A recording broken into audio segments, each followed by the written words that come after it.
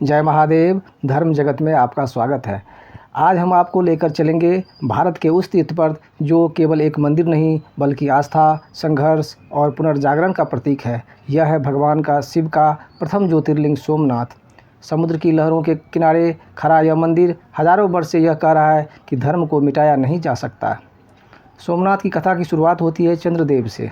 राजा दक्ष की 27 कन्याएं थीं जिनका विवाह चंद्रदेव से हुआ, लेकिन चंद्रदेव केवल रोहिणी से प्रेम करते थे।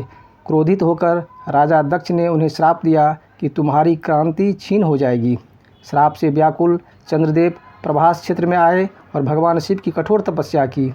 भोलेनाथ प्रकट हुए और बोले, हे सोम, मैं तुम्हें पूर्ण मुक्ति तो नहीं दे सकता, लेकिन तुम घटते बढ़ते रहोगे। इसी कारण चंद्रमा अमावस्या से पूर्णिमा तक बढ़ता है। यही चंद्रदेव ने शिवलिंग की स्थापना की और नाम पड़ा सोमनाथ, यानी सोम बराबर चंद्र और नाथ बराबर भगवान, यानी चंद्र के भगवान। पुराणों के अनुसार चंद्रदेव ने मंदिर का निर्माण सोने से किया, रावण ने इसे चांदी से बनवाया, भगवान श्री कृष्ण ने इसे चंदन की लकड़ी से बनवाया, अंत में राजा भीमदेव ने इसे पत्थर से बनवाया। यह केवल निर्माण की कहानी नहीं, यह युगों के परिवर्तन और आस्था की निरंतरता की कहानी है।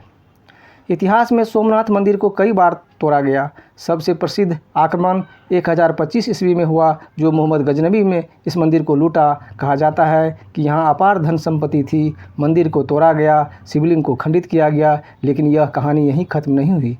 हर बार जब मंदिर टूटा, भक्तों ने फिर उसे बनवाया। दिल्ली सल्तनत और अन्य आक्रमणों के समय भी इसे कई बार नष्ट किया गया, फिर भी सोमनाथ हर बार से अधिक भव्य रूप में खड़ा हुआ। सोमनाथ मंदिर अरब सागर के किनारे स्थित है। मंदिर के सामने एक बाण स्तंभ है। इस पर लिखा है कि यहाँ से दक्षिण दिशा में अंटार्कटिका तक कोई भूभाग नहीं है। यह स्थान केवल धार्मिक नहीं बल्कि भौगोलिक दृष्टि से भी अद्भुत है। सूर्यास्त के समय जब लहरें मंदिर से टकराती है तो दृश्य अलौकिक हो जाता है। जब भारत स्वतंत्र हुआ तब यह मंदिर खंडहर में था। तभी लौह पुरुष सरदार वल्लभ भाई पटेल ने संकल्प लिया, सोमनाथ फिर से खड़ा होगा। उनके प्रयासों से मंदिर की पुनर्निर्माण शुरू हुआ। 1951 में भारत के प्रथम राष्ट्रपति डॉक्टर राजेंद्र प्रसाद ने नए मंदिर की प्राण प्रतिष्ठा की। यह केवल मंदिर का पुनर्निर्माण नहीं था, यह भारत की आत्माओं का पुनर्जागरण था। आज सोमनाथ मंदिर दिव्य भव्य रूप में खड़ा है। देश विदेश के लाखों श्रद्धालु यहाँ दर्शन के लिए आते हैं। सुबह की आरती, शाम की समुद्री दृश्य और मंदिर की घंटियाँ की ध्वनि मन को अद्भुत शांति देती है।